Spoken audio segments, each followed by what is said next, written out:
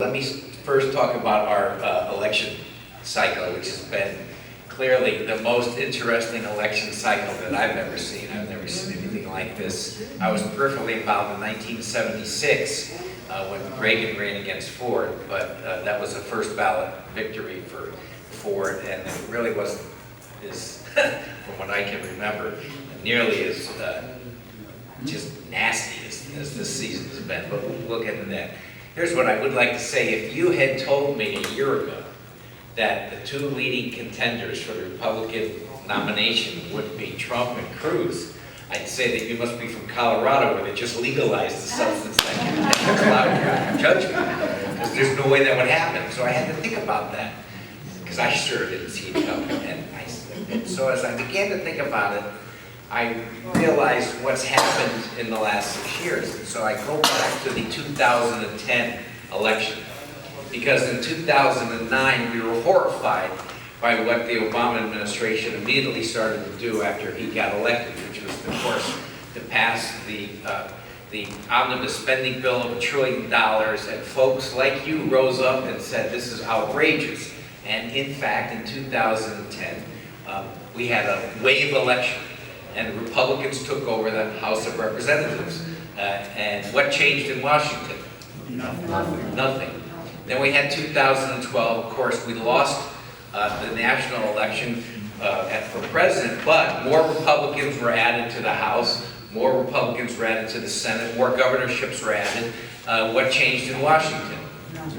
Zero. And then in 2014, historically, we had another wave election, which is unprecedented, that one party would have two wave elections in 6 years.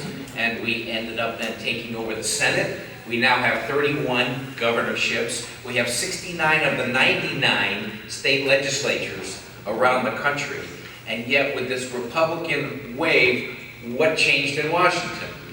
Hold on. Zero. Not zero. We actually went further to the left. We went backwards. We made worse This deals gentleman than over here. I'll accept that.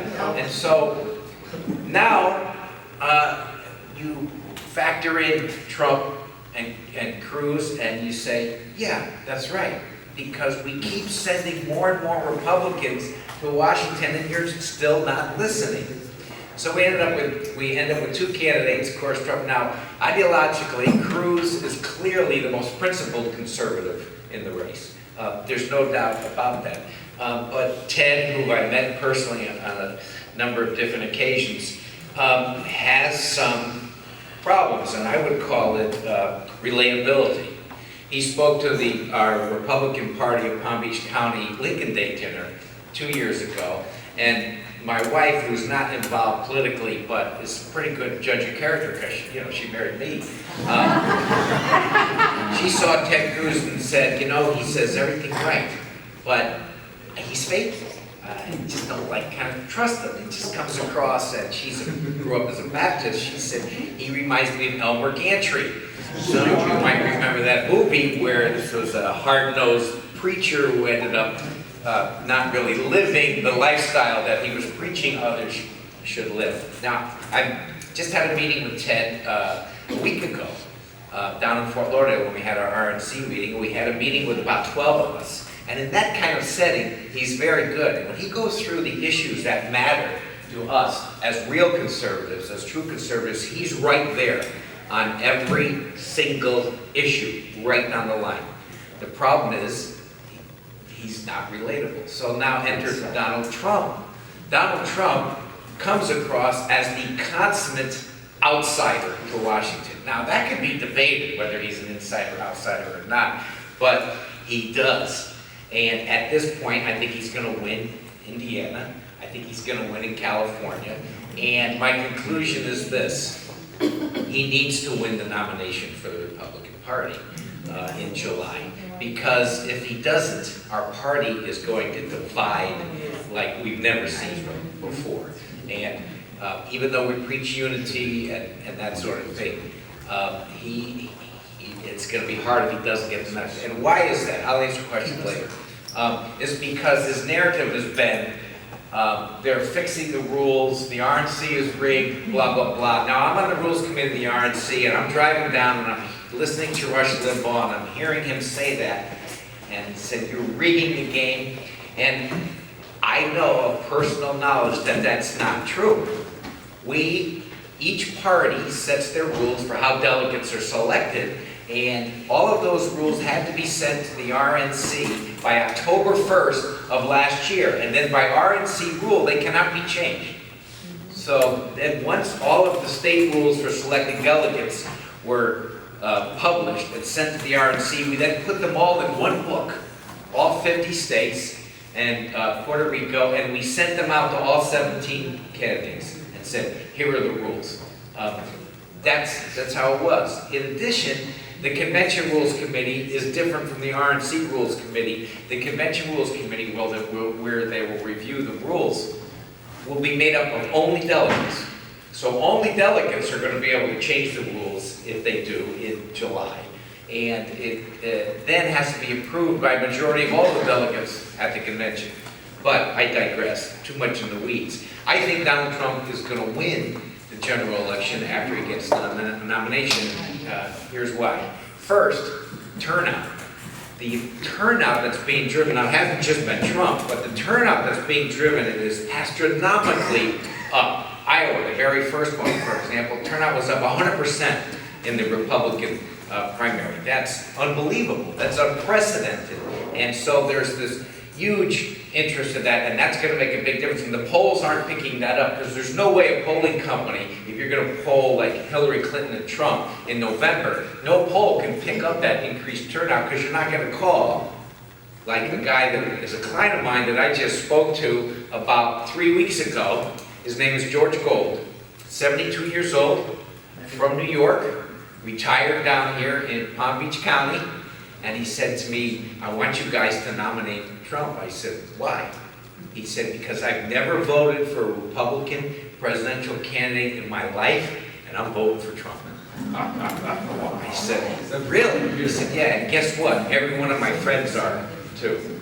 I've never heard anything like that. Because we've been working through the RJC, the Republican Jewish Coalition. Alan Bergstein, who's here in the room. We've been working on that voting population since 2000, when Alan and I got together in 2001 and said we need this as a natural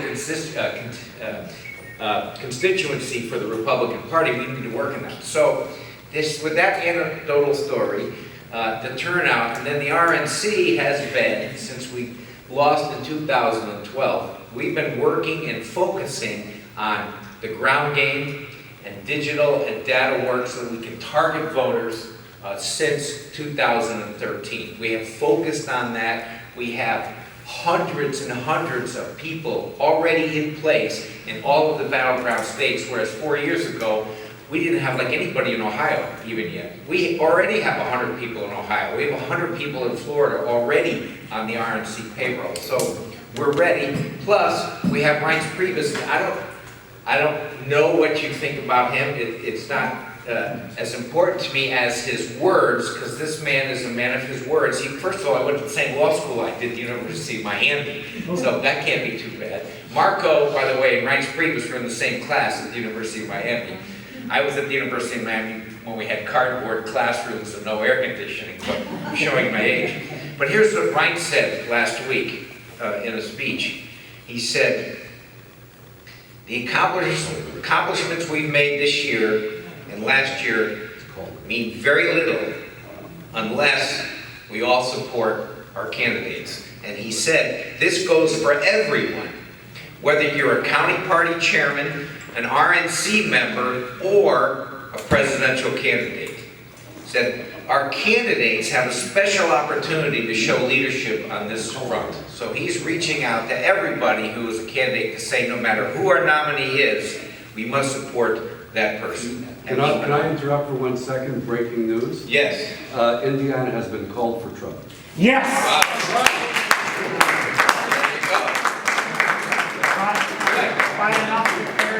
Glad I said that. Yeah. Oh, no, yes. And here's the fourth thing. Here's the fourth thing that I think puts Trump over the top.